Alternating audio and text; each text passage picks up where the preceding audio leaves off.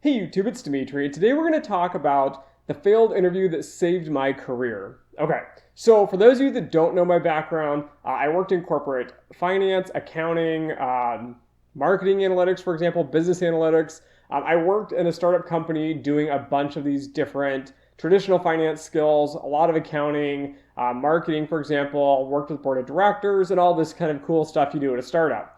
But I was in grad school in my last semester, getting ready to get evicted out of my apartment because I was in student housing. And so there's like a deadline. Like after you graduate, you've got, so many weeks and then you're out. They just kick you out. So I'm interviewing like crazy. I don't know what I'm going to do. And I'm interviewing in a bunch of different areas. So I did corporate finance, which is like the traditional side, things I already had experience in. I did risk management, I did algorithmic trading. I did all these different venues, investment banking, for example. And I just couldn't get a job. And so finally, I was getting a few interviews here and there, corporate financy kind of jobs. And I had this job in a terrible location in the middle of the country, not even near a big city for that state.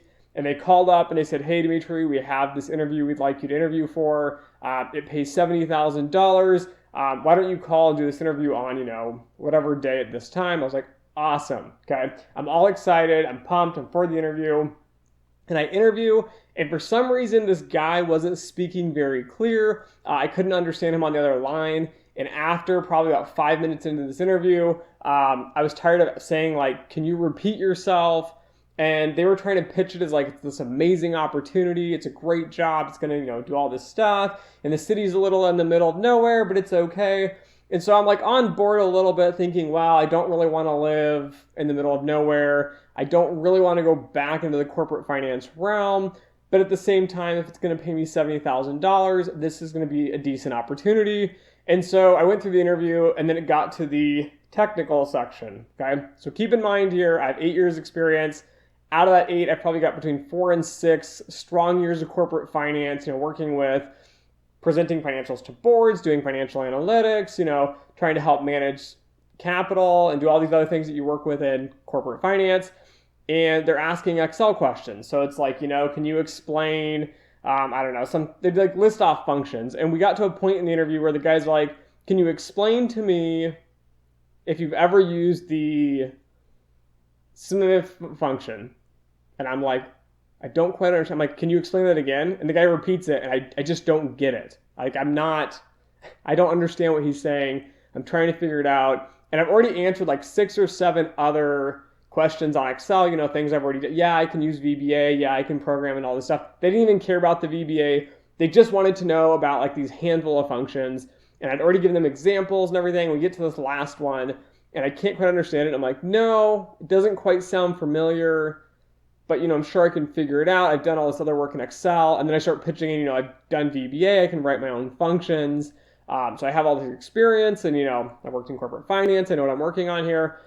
And then basically the guy like asked some other cultural questions, like, "Oh, like, how do you like the culture of our company? What would you be looking for in promotion and strategies? And like, how would you fit this team?" Stuff like that. So I thought it went okay, but that one question just really stuck with me and kind of threw me for a loop. And then the recruiter called me back the next day and I talked to them and said, interview went pretty good. There's one question I just couldn't understand the guy. And they said, "Oh, you missed it. The question is, have you ever used the SUMIF function?" And I was like, "Yeah, I've used that." And then they're like, "Oh, the guy said you didn't know." So then that was it. Like, you didn't know the one function. So therefore you were done. So out of like 6 functions, you knew 5 out of 6. But because you didn't answer the 6th one correctly, they're going to pass. They don't want you anywhere near this company, basically. Like, "Thanks for interviewing, but we're not interested." Okay. So how did this failed interview save my career? One, if I would have got this job and I would have answered that question correctly, I'd be working probably in corporate finance. I would not be in risk management. The second kind of takeaway here is if you have interviews like this and they're so much of a stickler that you have to get all these correct, you probably don't want to work for this company. Okay, so I didn't realize it at the time, right? I'm a student, I'm desperate, I need a job. A lot of, for example, my subscribers out there, right? You guys are probably working in a situation where you need a visa. So if you only have one job with a visa, right, you're going to take it. But I got really lucky in this instance, the fact that I really needed the job, but I didn't take it, and I ended up with a better offer later down the road. But the takeaway here was that I don't want to be desperate for a company, and I don't want to work somewhere where if you don't know these 5 things and you're put into this little square box and this is all you're going to do every single day, that we don't want you, right?